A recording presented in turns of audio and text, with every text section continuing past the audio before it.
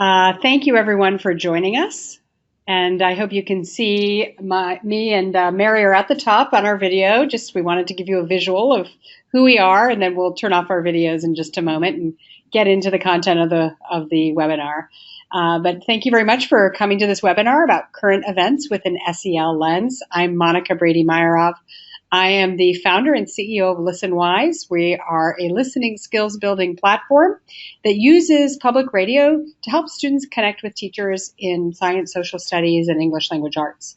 But a core element of all of this is good storytelling with a lot of emotion and interesting stories behind it, which we're going to get into today. First, though, I'm going to turn it over to my co-presenter, Mary Hendra of Facing History and ourselves, to introduce herself, and she's going to kick off this webinar. We have a chat box to the side. We'd love you to put in questions, thoughts, comments. We'd also love you to mute yourself if you haven't done so already. And thank you very much for coming. Thank you, Monica. So my name is Mary Hendra. I am the program director in Southern California for Facing History and ourselves. Facing History is an international organization, and we also really value storytelling.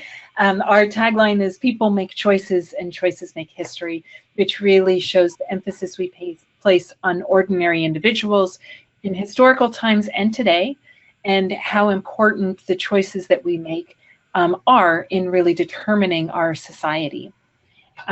So with that, I think maybe it's good for us to take ourselves off video, Monica, and we will dive into the slides with an overview of what we're going to be doing during this webinar. We are going to do a quick kind of refresh or introduction of what social emotional learning is, and then think about how we create the spaces in our classroom for looking at current events with attention to social emotional learning, building social emotional learning with listening in particular. And then we both have chosen some pieces that focus on immigration as one current event that you might talk about quite a lot during the course of the school year, and how to approach that in a way that, that brings a more humanized face to it, and really, again, gives that attention to social emotional learning. So when we think about why we even start with social emotional learning, even before we go into the definition, I wanted to share a quote that's on the next slide that comes from one of my colleagues. And it is this: that the purpose of education is to cultivate thoughtful, informed, competent, creative, and compassionate students who, filled with a sense of wonder and appreciation of life in all of its diversity, see themselves as active participants in creating a more just society. I love that definition of education and why we teach. And if you take that and keep that in mind, and now look at the definition of social emotional learning, and this next slide comes from the organization Collaborative for Academic, Social and Emotional Learning, also known as CASEL. CASEL is probably the leading organization when it comes to SEL.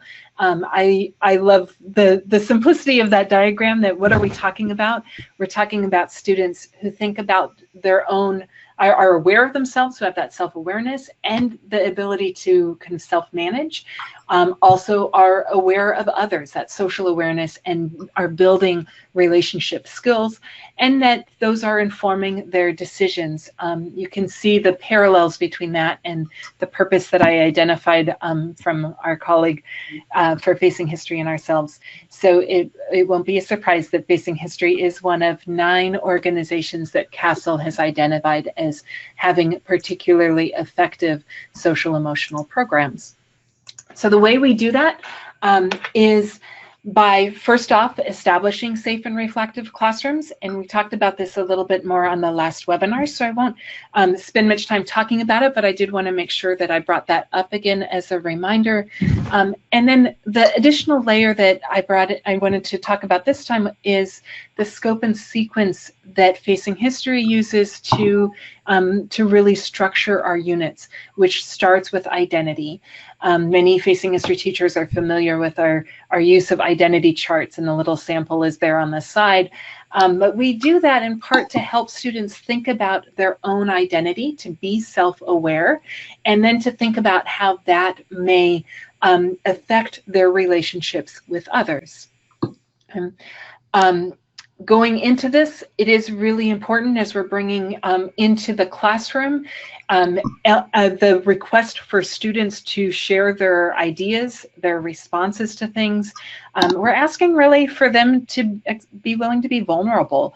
And in order to do that, we often need to make sure that we explicitly identify what the community needs in order to have that space of vulnerability. It really is, some people have talked about it, it is a very brave or courageous space. We're asking our students to take risks, and that is part of how they are going to build the social awareness of like what other people are thinking and feeling. We don't know that unless we have a space to be able to ask and talk about it with them. It will hopefully then also create the space for better decision making as they think about others as well as themselves and are a little bit more of their own reaction to the content and to each other. The next slide, I wanted to kind of highlight particularly this moment.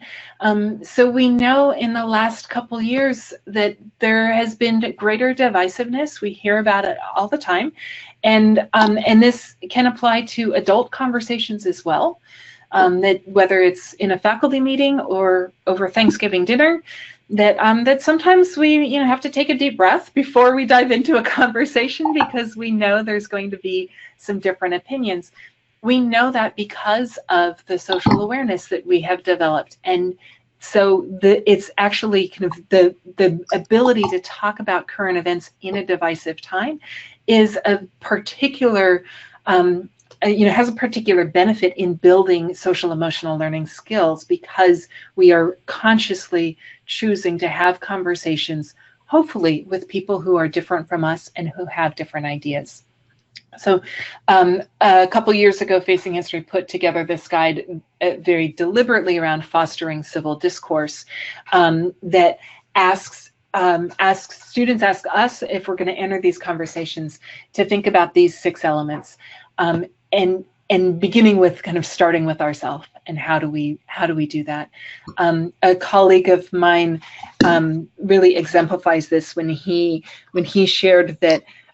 For him, like it was also being conscious of which events were triggering his own personal responses. And for him, it was the indictment or the lack of an indictment in the killing of Eric Garner, and the attentiveness to recognizing that who he was at that point as an African-American male with a 21-year-old son was affecting definitely his emotional response to this news as well. And he wrote, when confronting difficult historical moments or current events, I ask students to resist generalizations, to judge responsibly, to consider reliable sources, and to make conclusions without prejudice. I ask them to avoid retreating from uncomfortable conversations, to participate in them actively and thoughtfully instead. And I think I wanted to share that because I think that does really exemplify what it means when we're thinking of how do we start with ourselves, what are we asking our students to do within it? Like we can help them with particular structures.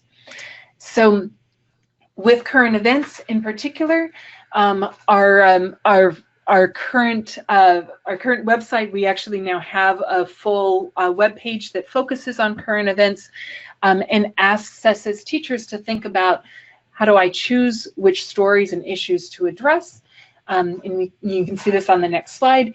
And really listening to our students for what issues are affecting them directly, what is on their mindset, in order to be able to choose events that will help students think about their own response, their own reaction, to manage that, to think about and listen to what other people are responding to. And I just put up a clip of some of the ways that this is paired with strategies to be able to think about, like, how do we help students discuss a contentious topic? How do we help them process an event that would be particularly resonant with them and maybe emotionally difficult? As we go into listening to some of the Listenwise stories, I wanted to identify, like, when Facing History is putting stories up here for current events, and I think when any teacher is choosing which stories and issues to address, it's both thinking about the range of ways we give students access to that and the power of listening to a story in particular, and then how do we think about the strategies that can help them process it.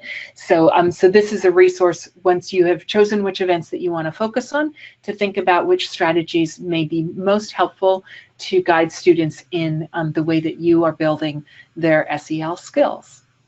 With that, Monica, I'm going to give it back to you.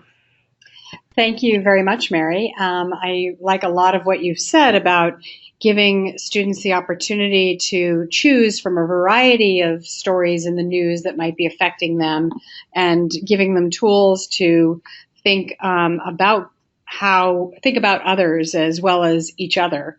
So I want to bring now your attention to Listenwise and what we can do to help you. Listenwise is free for teachers, so you can sign up online at listenwise.com. And it compiles stories from public radio. They're all current, and they're all about stories, because if you think about how listening can build empathy, can build community, build understanding, that's why we're encouraging you to use some of these audio stories to help get at some of the SEL elements that you want your students to work on. But if you look at listening itself and think about, how does listening change the brain? Well, research shows that audio and radio affect attention and memory. They believe that listening requires more from your brain. After all, when you're listening to a story, rather than reading it, you're processing the information at the same rate as it's being presented. And there are actually a lot of functions going on in your brain that make it a much deeper experience than just reading a story, let's say, or even watching a story that feeds you the images. When you are listening, you're creating a movie in your mind. It also exposes you to many voices, perspectives, taps into emotions, and really gets to the point you made, Mary, about getting students to listen and learn about people who are different from us. So I'm going to go over to the website now and just play a little bit of one of these stories that is a great example of this. So I'm on the Listenwise site now, and I had searched for refugee and immigration. That's what we want to highlight today. And you'll see that there's a quick story synopsis of what this story is about, insight into what it's like to be a refugee. This is a great example of a 4-minute story that can be played for your students and build that kind of empathy that we're talking about, really putting them in somebody else's shoes. So I'm going to just play a little bit of the story now, and then we're going to look at the assignment resources we have here that can help lead a discussion around some of these topics. And as I play it, you'll notice in the premium features, there is you have the ability to have the play-along transcript. So here's an effort to make you know what it feels like to walk in the shoes of a refugee. More than 65 million people around the world have been forced to leave their homes. The UN says they're fleeing violence, persecution, disasters. Doctors Without Borders hopes to show Americans what that life is like. They have a traveling exhibit they're taking to cities across the Northeast. NPR's Narit Eisenman joined the tour when it stopped in Washington, D.C. Hi, guys. How are you? Our guide is Dr. Ahmed Abdelrazek, who normally works in a refugee camp in Tunisia. And he tells our little group to imagine that war has just broken out. We're going to have to leave our homes, our town. Then he takes us to this wall hung with plastic cards listing our most essential possessions. And he makes a startling announcement. So what will I ask you guys? In 30 seconds, pick only 5 items. In other words, we have 30 seconds to go through the cards and pick just 5 things to take with us. Abdelrazek holds up a stopwatch. Okay, in 30 seconds, go. There's a mad scramble for the cards. 5 items only. Rita Keitzer, she's a 55-year-old homemaker, drove 2 hours from Virginia just for this tour. She looks preoccupied. Is it hard? Yeah, I have a lot of choices. 10 seconds. I had to really look it over. 2, 1, get off the time. Abdelrazek inspects our picks. What did you get here? Cash, blankets, medicine. He notices no one brought shoes. Possible mistake. During the 1991 Persian Gulf War, when Abdelrazek was a kid, Saddam Hussein's government started bombing his town in southern Iraq. He and his family had to run. So we walked and we walked. We walked for 10 days, 10 days nonstop. I remember I had flip-flop on my feet. On the 10th day, I had nothing on my feet. I'm going to stop it there and just look at some of the questions that this brings up. But if you want to share with us in the chat box some of the things you might have been feeling, thinking about that, or what you think your students might take away from having this very real experience through an audio story that has a pacing that makes you feel a little nervous about being asked to grab 5 things as you're running for your life as a refugee.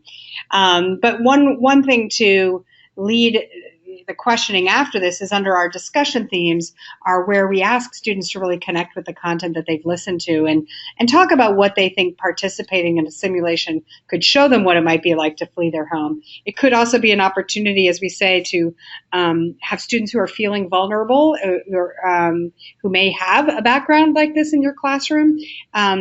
Letting other people know about it in the classroom builds a safer space and gets them to think about think about others in their classroom who may have experienced that. So that's just one example, and I'll play another one later, but I want you to see how in just a minute and a half you can jump into this very emotional story that is in the news that connects with what you might be teaching about the refugee crisis, but that also helps your students connect on a social and emotional level. So a number of researchers believe in this concept of the immersed experience view, and it means that understanding language is akin in some way to actually being there and experiencing the events the language describes. So you may have felt that in that story. I do when I listen to it because I feel like he's standing over me with that stopwatch telling me I only have 10 seconds to grab something else. But by letting your students experience it and feel like they're in the scene and they're there, they really create a much more emotional connection with the content and lead to a different understanding of it, as well as creating a pathway to empathy. Research shows that listening is the pathway to empathy. Listening to stories out loud in a group also builds empathy. Now, why is it so powerful? Why is it that good stories have the power to captivate even the most reluctant students and get at some of these key SEL teachings? Well, we just know that stories told aloud allow the listener to connect emotionally to people speaking. If we'd gone on to hear a little bit more, we'd hear people who were feeling with different accents, who were sounding upset and others sounding excited.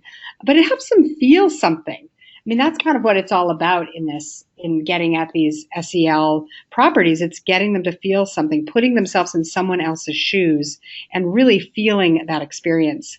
And the belongingness theory states that people listen to emotional information, like stories, out of a desire to experience a social connection, and that listening decreases our social anxiety and increases our psychological safety.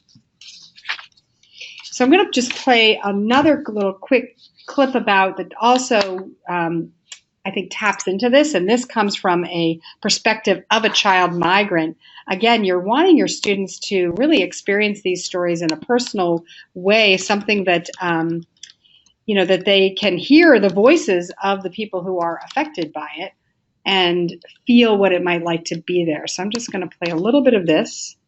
Again, add your thoughts or comments in the sidebar. And remember, there are these pre-populated listening discussion questions that could help you guide a discussion in your classroom about this. Now we're going to meet some of the young people who've crossed the border into the United States from Latin America. Something like 57,000 unaccompanied minors have crossed in the past year. The largest numbers have come from Honduras. Immigration officials have allowed many kids to join family members or other guardians already in the United States. Nearly 1,000 have arrived in New Orleans, and NPR's Claudio Sanchez went to meet some of them. Last June, 13-year-old Joshua Cantillano and his brother Ali Noel, 11, left their uncle's home in Tegucigalpa, Honduras, with a change of clothes and plastic bags, some snacks, water, and their mother's phone number scribbled on a piece of paper. Their guide and protector, 17-year-old Zulmi Cantillano, their stepsister. Cruzamos el río Bravo, subimos una subida y estaba la calle, entonces ahí llegó migración. With the help of a smuggler, or coyote, Zulmi says they got to the Mexican border city of Reynosa, about 11 miles south of McAllen, Texas. They crossed the Rio Grande and turned themselves in to the U.S. Border Patrol. Nosotros llegamos un día viernes en la noche, como a las 12 de la noche, estábamos en la hielera. We arrived on a Friday around midnight, says Joshua. They put us in separate cells called freezers because they got so cold at night. Dormíamos en el suelo, completamente en el suelo, sin ninguna cobija. Y sí, usted... We slept without blankets, says Joshua, because the older boys would steal them. So that's just another example of hearing the voices of people in the news. I mean, in this case, it's a kid who's could be the age of your students, and really help them identify with people who are different from us, and also giving them a lot of different perspectives so they can, just sort of think about the news and how it affects those who are in it, as well as how they view it from their position. So I'm going to pass it back to you, Mary, because I know you have some more resources that you'd like to share on facing history that can help people use this in the classroom. And specifically, again, when we're thinking about immigration, since we wanted to focus on that as a key current event topic, global migration is one of two current event topics that Facing History is focused on all year long. And we've started with two teaching ideas that really help to illuminate the scope and the breadth of this issue, and that could be a really good complement to the audio stories of Listenwise. So this one is called The Many Faces of Global Migration. And if you look at those pictures on the far left, you would see the image from Syrian refugees. In the middle is the Rohingya, and on the far right are the trains that are coming up, where many of the migrants that are trying to go through Mexico are end up having to travel on the top of those trains. Some people are familiar with the book Enrique's Journey, where Pulitzer Prize-winning journalist Sonia Nazario talks about one boy's journey within that. What I wanted to highlight on that image in particular, when we think about the faces of migration, often we're thinking of just those people who are the ones migrating, but this image shows somebody who meets many of the migrants, or meets, using that word kind of loosely. There are a group of 12 women that distribute bags of food to migrants every day as the migrants travel through Mexico on this train. And so being able to see the image also of those who are involved and affected directly by immigration and by migration patterns is another way to really kind of think about how individuals, how our identity is shifted even in our interactions with migration. Great. Yeah, thank you. And, I just want to point out that we're focusing on immigration and refugees in this webinar, but there are many other stories on Listenwise and through the teaching resources of Facing History that can help you tap into other topics as well. So what you see here is a list of I've highlighted a couple of stories from Listenwise, and I believe you'll find those in the blog on Facing History, as well as in the chat bar. Maybe they'll be there soon. We're going to get them in the chat bar. So you can find quick ways to kind of look at those SEL points you're trying to make and use a story that accompanies them. Responsible decision making, it's a great time to talk about flavored vaping in teens. We got a couple stories on this. It's something teens are always interested in hearing from other teens, or things that impact their life. This could be a wonderful opportunity to combine current events and decision making in that aspect, as well as stress management in teens. We have a couple stories that as well, and social awareness is always a topic of interest to teens because they're so socially active, and just helping them to understand what that means and what is a positive message and what a negative is. Some of these stories can do that.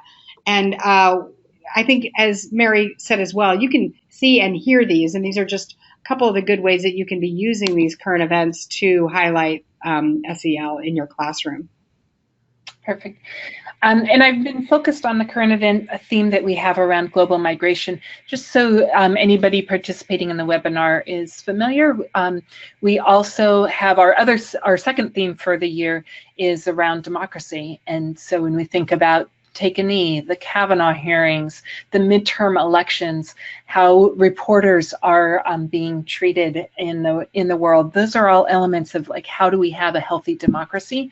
And even for our students that are not yet 18 and not yet voting, that is, you know, those are issues that are really kind of weighing on them as well. So just to do a kind of mention that is also something you'll find on the current events page.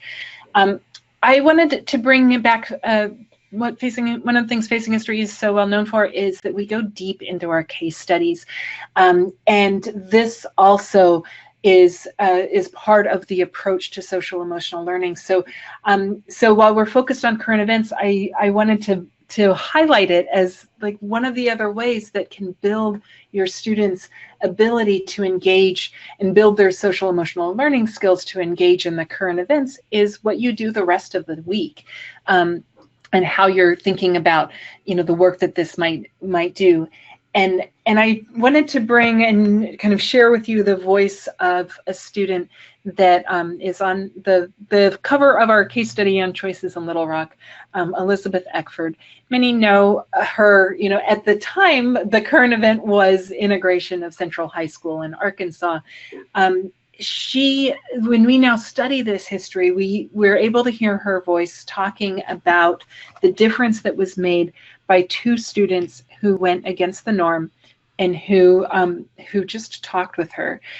So I wanted to end with this story because when we think about like the impact of teaching SEL skills and why that makes a difference, like I think this story really shows how creating the spaces for your students to build the SEL skills can truly make a difference, make a historical impact as well.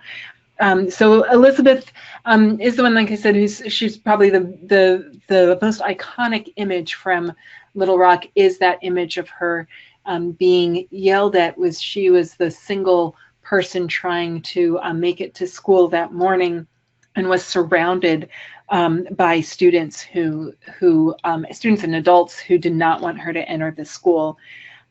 She says, there are two students I want to talk about that persisted in talking to me in speech class.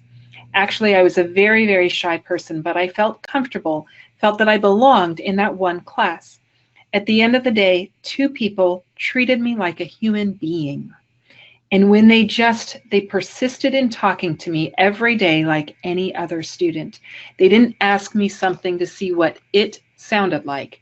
They just talked to me. That was a brave decision for those students. She found out later that one of them, her family had to hire armed guards for their home.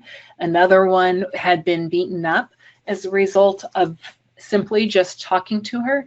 But think about what an impact those students had, because they could be self-aware, they could be socially aware, and they could make the choice to bridge differences with Elizabeth Eckford.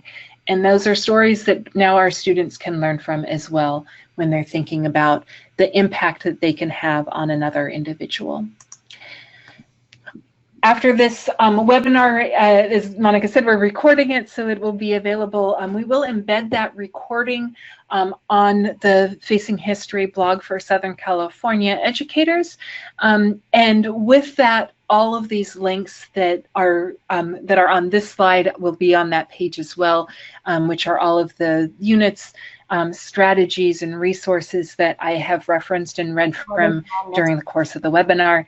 I also want to extend like an invitation to, if you enjoyed this webinar, definitely like go back and listen to the webinar from the first month if you missed it. That was focused on being able to talk about bullying and prevent bullying. And join us next month for the final webinar in this series when we look at that, how we take that deep dive with Facing History and Listenwise. Yeah, we'd love to have you. So I thank you so much, Mary, for ending on that really powerful quote. I will note we do have a Little Rock 9 story on Listenwise as well, and you can hear what it sounded like to that student as she arrived, being taunted and yelled at and screamed at. It always evokes a visceral reaction from students when they hear it. So I'm really happy that we can bring together these two powerful resources of Listenwise and Facing History, bringing together the audio, the visual, the written, and then all the pedagogy that goes behind it and how to teach SEL skills. So thank you very much for joining us today. We hope you take away some things to use in your classroom and that you'll join us next time. And thank you, Mary. Thank you.